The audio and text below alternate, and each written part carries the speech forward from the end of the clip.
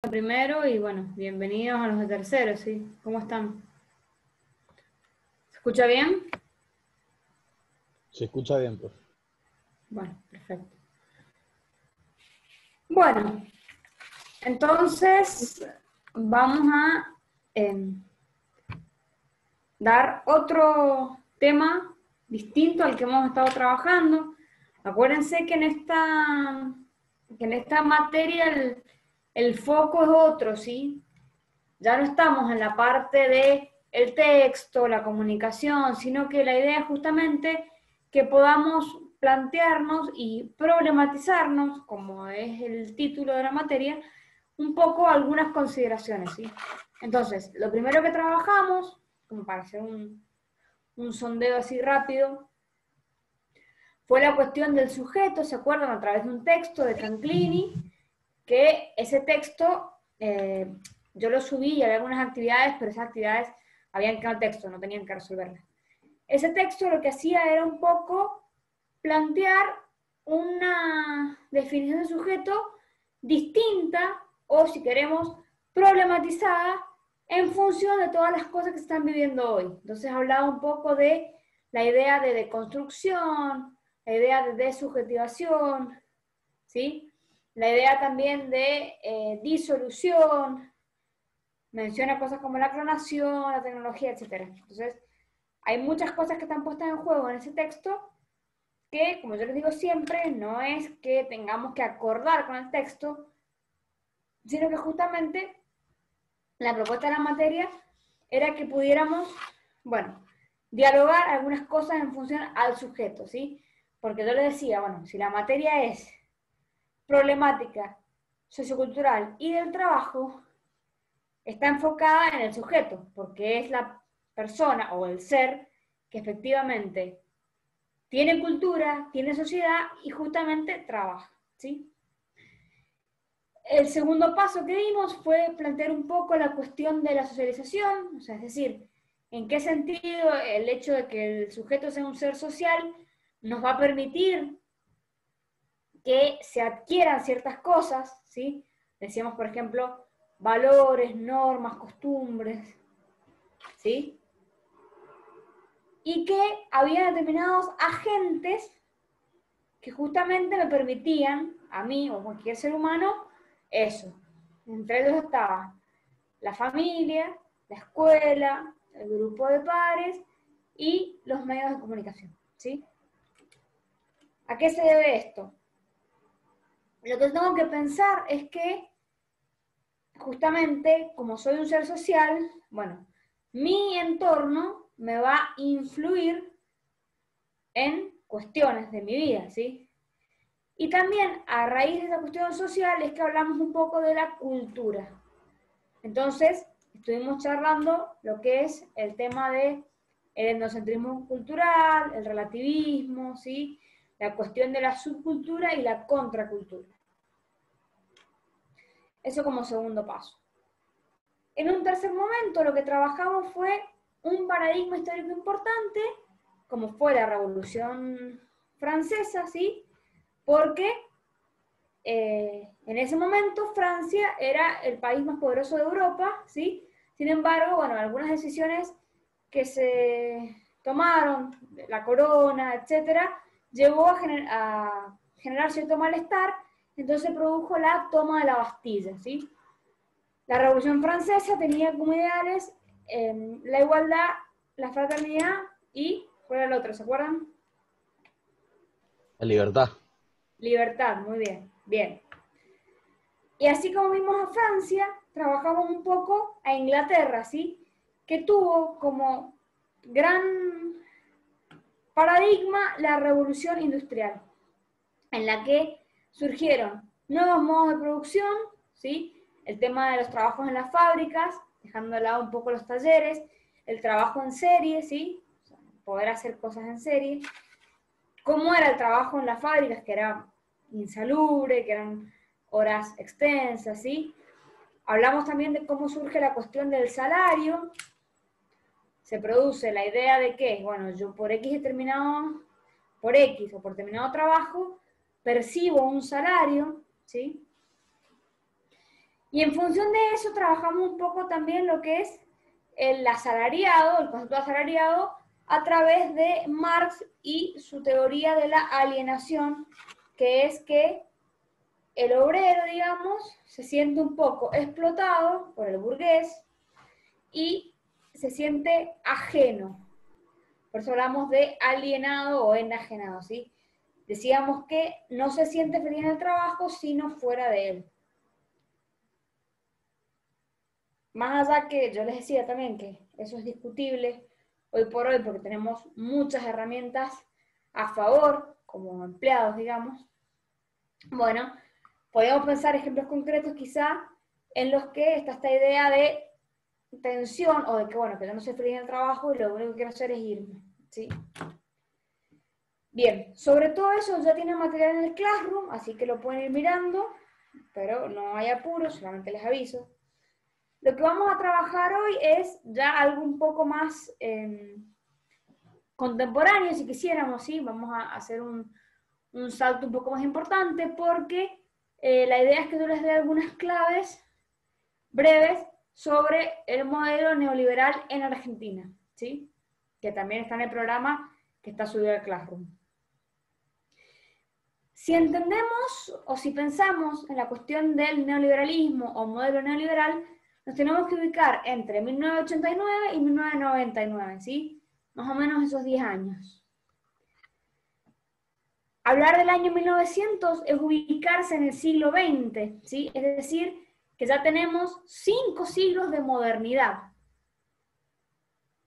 Ya no estamos, y justamente en el siglo XX, estamos muy, muy lejos de lo que fue la cuestión más medieval, ¿sí? En la que el interés estaba puesto en Dios. Por eso se habla de que la época medieval es teocéntrica, ¿sí?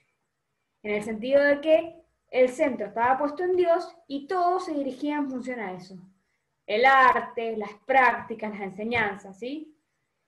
Cuando surge la modernidad en el siglo XV, que más o menos se considera el descubrimiento de América en 1492 como inicio, yo lo que tengo es un cambio grande e importante de paradigma porque ya no va a estar el interés puesto en Dios, sino que va a estar puesto en el hombre, en el ser humano.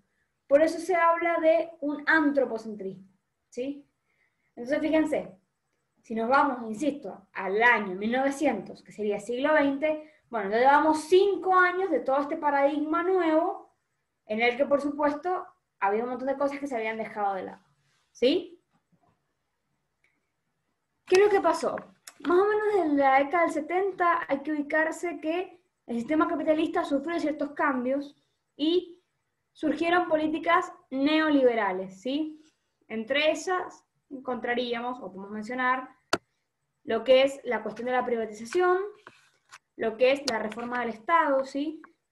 El tema de la apertura externa o al mundo y la integración regional, ¿sí? Que en realidad todo eso eran características propias de que la Argentina se insertara un poco en la dinámica de la globalización, ¿sí? Hablar de un mundo globalizado, hablar de un mundo integrado, en el que lo que pasa acá tiene consecuencias y relación con lo que pasa en Europa, ¿sí? O en Francia, lo que sea, o en otros países incluso de la misma región como América Latina. ¿Qué pasa? Entre el 75 y el 76, digamos, que habían empezado estas políticas, como les mencionaba, después se profundizó en 90 con lo que fue el plan de convertibilidad, ¿sí? Que seguramente lo han estudiado en el colegio o sus papás les han contado, ¿sí? Son cosas que les suenan. Con la presidencia de Menem, ¿sí? Las presidencias, porque del 89 al 99, acuérdense que antes el cargo de presidente eran 6 años, ¿sí? Y después eran 6 años sin reelección. Y después, con la reforma de la Constitución del 94, se modificaron, o sea, se provocó la modificación y se pasó de 6 a 4 años con posibilidad de reelección, ¿sí? Por eso es que Menem estuvo 10 años, estuvo 6 y con esa reforma otros 4, ¿sí? Entonces ahí se produjeron reformas de mercado que en realidad lo que hizo fue reorientar un poco y contrastar las políticas económicas que tenían que ver más con el peronismo, que justamente saben que el peronismo tiene o propone una presencia del Estado más intervencionista, ¿sí? Bueno, el neoliberalismo va por otra línea, ¿sí? Entonces, ¿qué fue lo que pasó? Entre el 91 y el 94, podríamos decir que hubo un crecimiento del PBI, ¿sí? Producto Interno. También se detuvo un poco la inflación, ¿sí? Y se produjo una especie de reactivación y crecimiento de ciertos sectores de la economía. Por ahí en particular puede haber sido más la cuestión automotriz, ¿sí? Pero ¿qué pasó? En el 95 ya se produce o se registra una especie de caída de la actividad económica como consecuencia también de factores externos, ¿sí? Como la crisis que ocurrió en México, que se conoce como efecto tequila, ¿sí? Y otros factores también internos, es decir, propios de Argentina, como el congelamiento de los salarios y un poco el incremento de la desocupación. Entonces, ya en este año, el sector industrial sufre una especie de retroceso, ¿sí?, en la producción porque se habían incrementado las importaciones. Y eso implicó u ocasionó que cerraran empresas y que se destruyeran un poco varios puestos de trabajo, ¿sí? Sobre todo en lo que es un sector más secundario.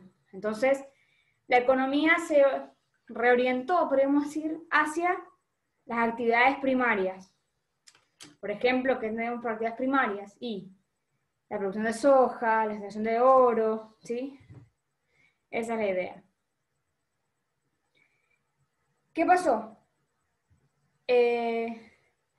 Si hablamos también, estamos en la misma época, de el incremento de las exportaciones, ¿sí?, que fue entre el 91 y 94, 99, se habla más o menos de un 94%. Pero las importaciones lo hicieron un 205%. ¿Sí? Entonces, era más lo que ingresaba que lo que salía, ¿sí? Y acá hubo una cuestión que fue también relevante y que también hoy por hoy se hacen críticas al respecto porque se ha vuelto, que es cuando el neoliberalismo apunta a la cuestión de buscar ayuda a través del FMI, ¿sí? ¿En qué sentido? Por ejemplo, a comienzos del 85, podemos decir, el programa neoliberal que proponía que se convirtieran los títulos de deuda externa en capital. Y el FMI propuso que justamente los países latinoamericanos, además de saldar los intereses de la deuda, pudieran devolver el capital adeudado, ¿sí? Por supuesto que eso trae consecuencias. Entonces, ahí tenemos como el régimen de capitalización de la deuda externa que se aplicó más o menos en el 85, ¿sí? Entonces, la deuda externa privada se transfirió al sector público. Bien. Por otro lado, otra de las características que tuvo el neoliberalismo es que surgieron privatizaciones, ¿sí?, que fue lo que les mencioné un poco al principio. ¿Qué lograban o qué permitían? Trasladar el control y el poder de los sectores de energía, comunicaciones y transporte a un grupo económico dominante, ¿sí? Entonces, esas privatizaciones fueron por ahí en forma gradual, pero continua. Por lo tanto, muchos servicios pasaron a manos privadas, ¿sí? Por ejemplo, el transporte aéreo, los ferrocarriles, los subterráneos de Buenos Aires, el sistema portuario, los servicios de agua potable, luz, gas, etc., ¿sí? ¿Qué pasó también en esta época? Es como que también se produce un regreso de una vuelta de las grandes ciudades a un rol protagónico. O sea, las grandes ciudades vuelven a ser protagonistas en lo que era con relación a el crecimiento, las inversiones y la concentración económica, ¿sí? Es decir, es como que las ciudades volvieron una especie al centro de la escena. Pero eso también implicó que surgiera una especie de empobrecimiento de las economías regionales, ¿sí? Porque bueno, si bien hay un auge o un protagonismo de las grandes ciudades, la cuestión más regional quedó un poco rezagada, ¿sí?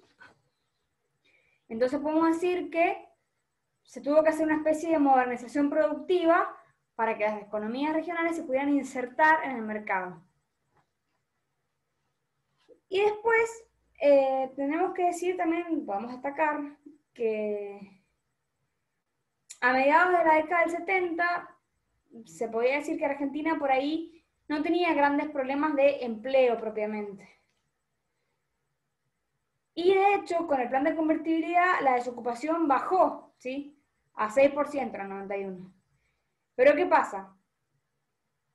Después, o sea, como que cambió la tendencia y fue creciendo. Entonces, primero llegó a 16 y pico, después 17 y pico, ¿sí? Y así. Y después a 18 y pico. Todo también tiene que ver con un poco lo que implicó el efecto tequila, que sí, que fue la devaluación de la moneda mexicana en diciembre del 94, tuvo una influencia, una repercusión regional, podríamos decir, porque implicó un cambio en toda la economía latinoamericana, y por supuesto Argentina no iba a quedar a margen de eso, ¿sí? Y otra característica que tuvo este modelo más neoliberal, si yo quisiera decir, es que se produce lo que se llama la flexibilización laboral, ¿sí? Hasta el 90, ¿en qué sentido? Cuando yo hablo de flexibilización laboral, es pensar que hasta el 90 más o menos, la Argentina estaba centrada en un poco la parte de proteger a los trabajadores, ¿sí? Entonces, por ejemplo, había restricciones a los despidos, ¿sí? Se impedía el ajuste del empleo a los ciclos económicos. Eso fue durante lo que se llamó el estado de bienestar.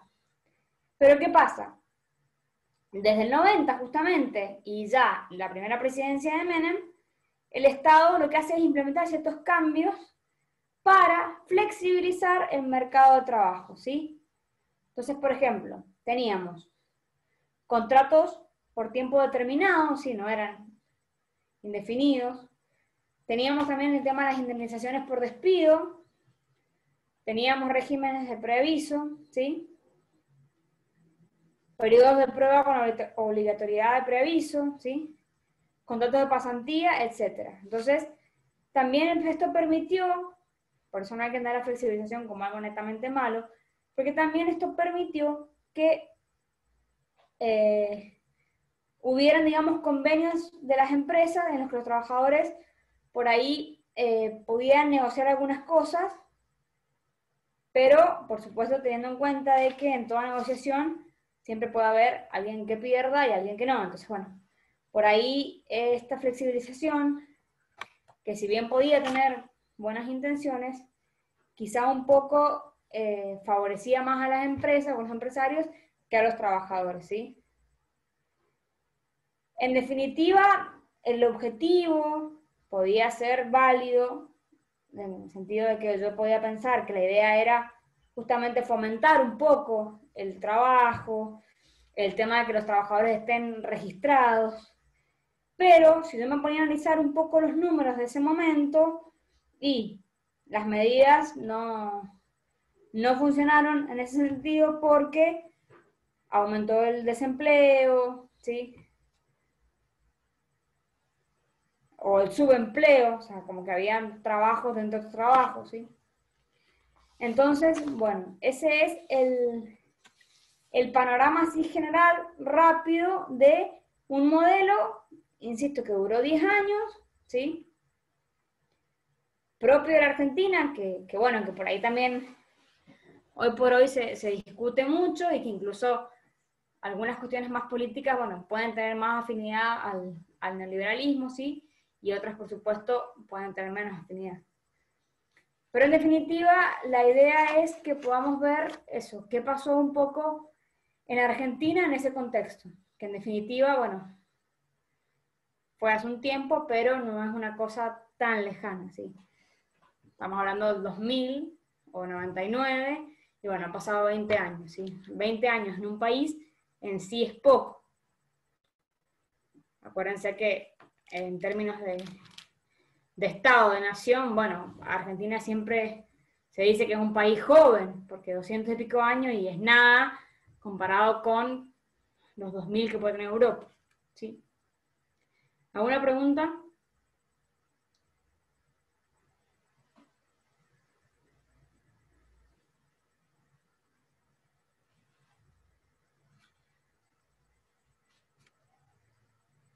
Chicos, ¿siguen acá?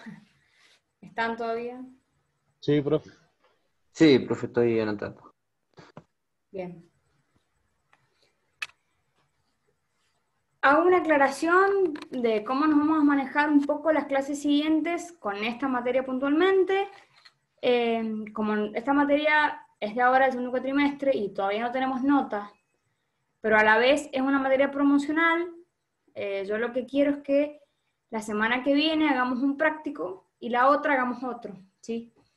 Pero no con el plan de sobrecargarlos a ustedes, sino pensando que ese práctico lo podamos hacer en clase, es decir, que aprovechemos un poco la clase para ver las preguntas, las dudas, ¿sí? Entonces, la idea es la siguiente: el miércoles que viene, tipo mediodía, yo puedo subirles el trabajo y en la clase, en vez de ser una clase más explicativa, como venimos trabajando, bueno, que sea una clase más resolutiva del trabajo, ¿sí?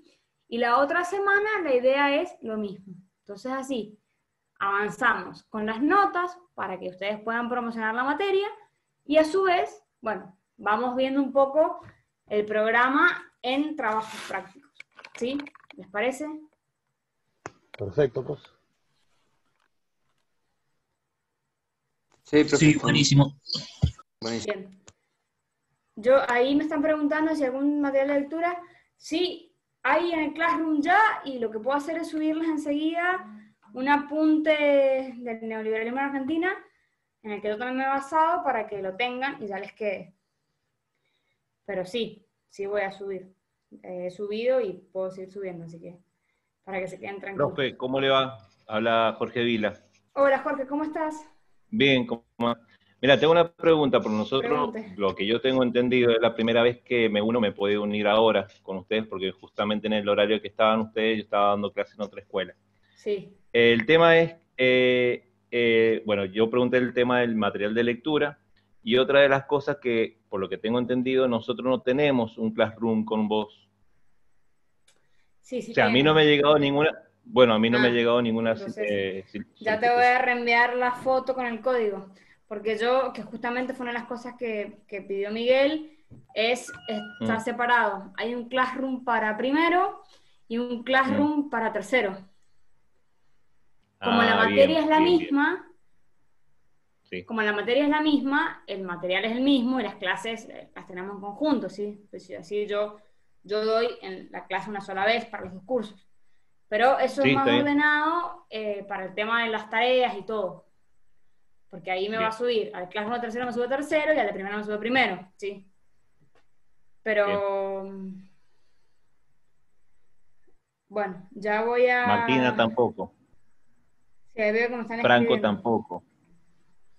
Bueno, Por eso ya voy a nosotros en el mandarles... del tercero vespertino no Estaba estamos en segura que se los había por eso mandado, te pero bueno, preguntaba. ya se los voy a...